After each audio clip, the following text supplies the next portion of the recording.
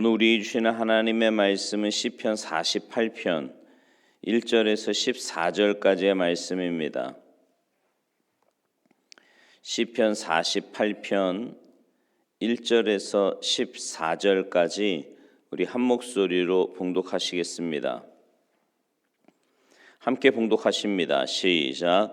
여호와는 위대하시니 우리 하나님의 성 거룩한 산에서 극진히 찬양 받으시리로다. 터가 높고 아름다워 온 세계가 즐거워하며 큰 왕의 성 곧 북방에 있는 시온산이 그러하도다. 하나님이 그 여러 궁중에서 자기를 요새로 알리셨도다. 왕들이 모여서 함께 지나갔으며 그들이 보고 놀라고 두려워 빨리 지나갔도다. 거기서 떨림이 그들을 사로잡으니 고통이 해산하는 여인의 고통 같도다. 주께서 동풍으로 다시스의 배를 깨뜨리시도다. 우리가 들은 대로 만군의 여호와의 성 우리 하나님의 성에서 보았나니 하나님이 이를 영원히 견고하게 하시리로다. 하나님이여 우리가 주의 전 가운데에서 주의 인자하심을 생각하였나이다. 하나님이여 주의 이름과 같이 찬송도 땅끝까지 미쳤으며 주의 오른손에는 정의가 충만하였나이다. 주의 심판으로 말미암아 시온산은 기뻐하고 유다의 딸들은 즐거워할지어다. 너희는 시온을 돌면서 그곳을 둘러보고 그 망대들을 세어보라. 그의 성벽을 자세히 보고 그의 궁전을 살펴서 후대에 전하라. 이 하나님은 영원히 우리 하나님이시니 그가 우리를 죽을 때까지 인도하시리로다. 아멘. 할렐루야.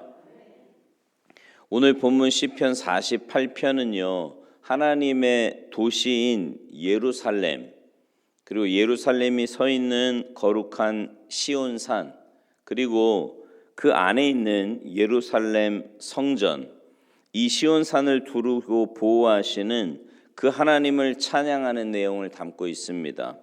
이스라엘 백성들이 시온산을 거룩한 산이라 하나님의 산이라고 칭하는 이유는 하나님이 거기 계신다고 믿기 때문이에요. 그들은 하나님의 거룩한 날개로 그 산을 덮어 보호하고 계신다 이렇게 생각하고 믿었습니다. 오늘날의 교회 그리스도인이 바로 시온성과 같은 것으로 이해를 합니다. 시온성과 거기 거하시는 하나님을 찬양하는 이 시편 48편에서 우리는 하나님의 도성에 사는 백성들의 특성을 한 가지 찾아볼 수 있는데 그것은 바로 절대적인 자존감입니다. 자존감. 오늘 본문에서요 시온산이 아름답고 훌륭한 것은 다른 산보다 높기 때문이 아니에요. 옛사람들은 그들이 섬기는 신은 이렇게 높은 산에 거주한다고 생각을 했습니다. 바알신을 섬기는 가나안 사람들은 바알신이 사본산에 거주한다고 생각을 했는데 그 산이 1770m예요. 그리스 사람들이 최고의 신이라고 부르는 제우스 신은 2917m나 되는 올림푸스 산에 거주한다고 생각을 했습니다. 이런 산들에 비해서 시온산은요 764m밖에 되지 않아요. 다른 신들이 거주하는 산에 비하면 초라하고 보잘것없지요. 그런데 이스라엘 사람들은 그 시온산을 거룩한 산이라 또 예루살렘 성 시온성을 거룩한 성이라고 자신을 거룩한 백성이라고 자랑스럽게 생각하고 있었습니다. 자존감이 높은 거지요. 오늘 본문 2절에 보면 터가 높고 아름다워 온 세계가 즐거워하며 큰 왕의 성 곧 북방에 있는 시온산이 그러하도다. 객관적으로 시온성이 서 있는 터인 이 시온산은 다른 신들에 비해 낮지만 터가 높고 아름답다고 온 세계가 즐거워한다고 그렇게 자랑합니다. 왜 그렇게 자랑을 할까요? 3절에 보면 하나님이 그 여러 궁중에서 자기를 요새로 알리셨도다 이렇게 말씀해요. 하나님이 시온성의 요새가 되시기 때문입니다. 하나님께서 성곽이 되시고 성벽이 되시는 거예요. 그러니 누가 감히 그 성벽을 뛰어넘어서 쳐들어오겠습니까? 오늘 본문 4절 이하에 보면 외적들이 쳐들어와도 두려워 빨리 지나간다. 그 두려움이 얼마나 큰지 해산하는 여인의 고통과 같다. 배를 타고 공격해 와도 하나님께서 깨뜨리신다. 이렇게 말씀을 합니다. 8절에 보면 우리가 들은 대로 만군의 여호와의 성, 우리 하나님의 성에서 보았나니 하나님이 이를 영원히 견고하게 하시리로다. 그러니까 시온 성은 하나님의 성이에요. 하나님께서 그 성을 영원히 견고하게 하실 거라고 말씀합니다. 시온산, 시온성, 예루살렘 성전은 오늘날의 교회, 그리스도인을 가리킨다고 아까 말씀드렸어요.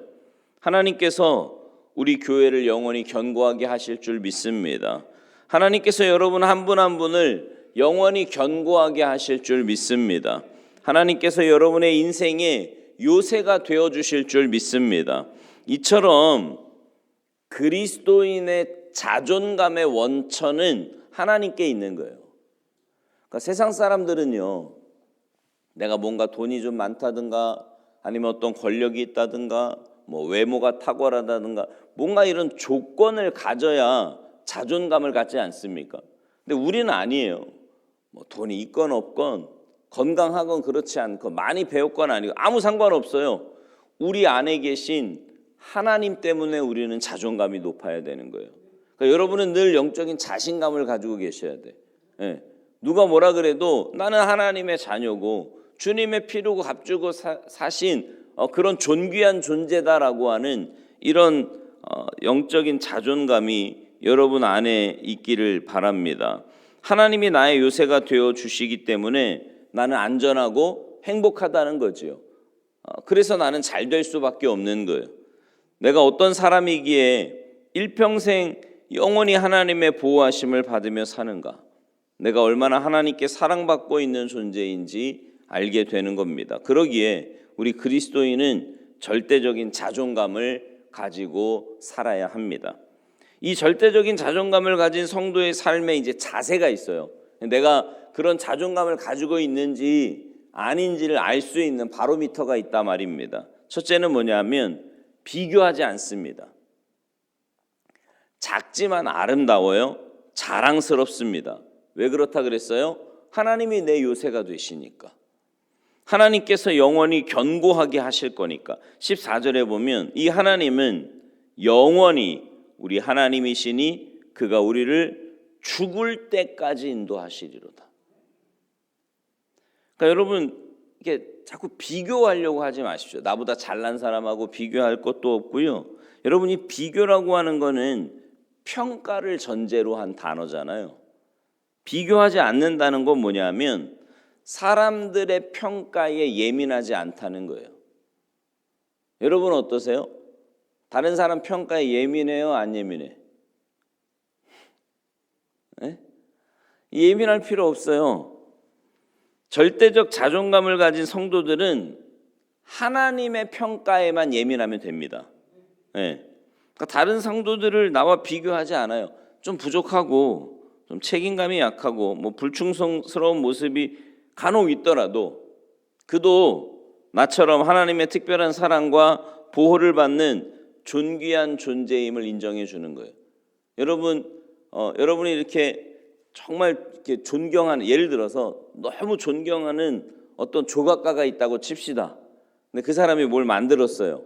그러면 정말 여러분이 존경하는 사람이 만든 이 작품을 이렇게 무시하거나 아니면 가볍게 여기겠습니까? 아니면 귀하게 여기겠습니까? 당연하죠. 여러분이 하나님을 생각할 때 어떻게 생각하느냐가 여러분이 사람들을 대하는 방식이에요. 어떤 사람을 대하든.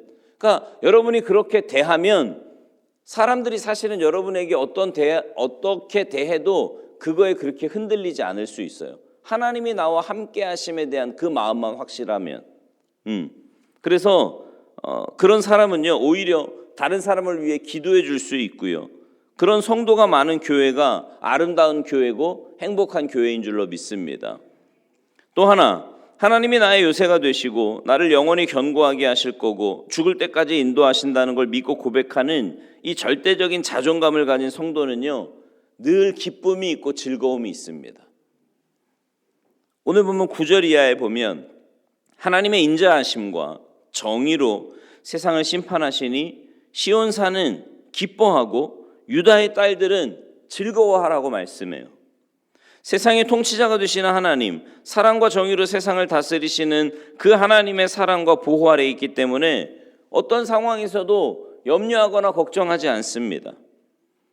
여러분, 이렇게 누군가로부터 사랑받고 있는 사람은요, 늘 얼굴에 웃음이 있고 자신감이 있습니다. 그거 아세요? 네. 기뻐하고 즐거워하는 거예요.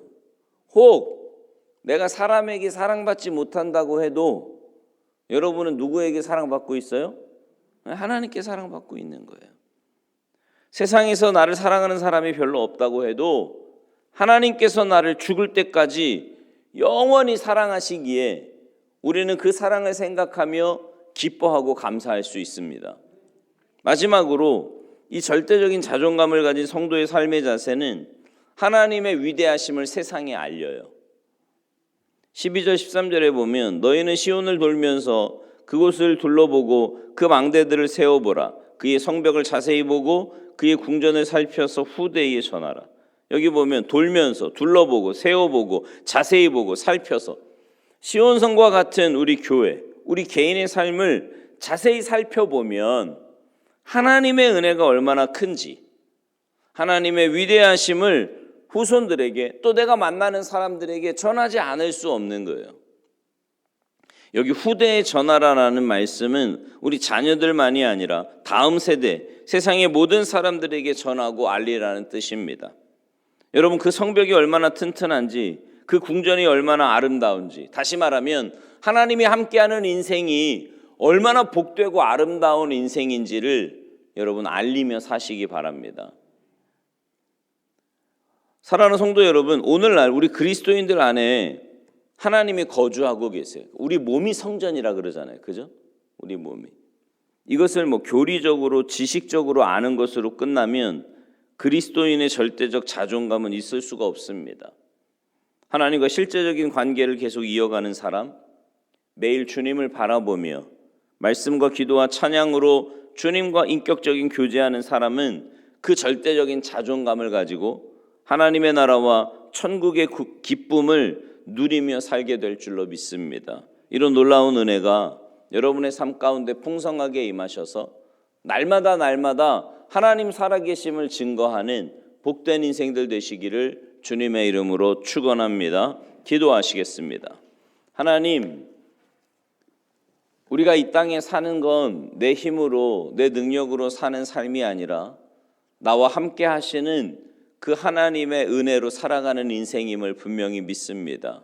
하나님이 우리와 함께 하시기에 세상적인 조건이 어떠하다고 할지라도 우리는 그 하나님 때문에 기뻐하고 감사하며 그 하나님 때문에 영적인 자신감을 가지고 그 하나님 살아계심을 날마다 증거하며 살게 될 줄로 믿습니다. 날마다 우리가 이렇게 주님 앞에 새벽에 나올 때마다 그 주님 나와 함께 하심을 늘 깨닫게 하시고 말씀과 기도를 통해 주님과 인격적인 교제를 나누게 하시며 그래서 하나님 영적인 자신감을 가지고 세상에 나아가 하나님이 함께 하시는 인생이 얼마나 복되고 아름다운 인생인지 우리의 삶으로 날마다 증거하며 살아갈 수 있도록 인도하여 주시옵소서. 이 새벽에 여러 가지 기도의 제목들을 가지고 안타까운 마음으로 간절히 기도하는 주님의 귀한 백성들의 기도에 주님 응답하시고 역사하여 주시옵소서. 감사드리며 예수님의 이름으로 축복하며 기도하옵나이다.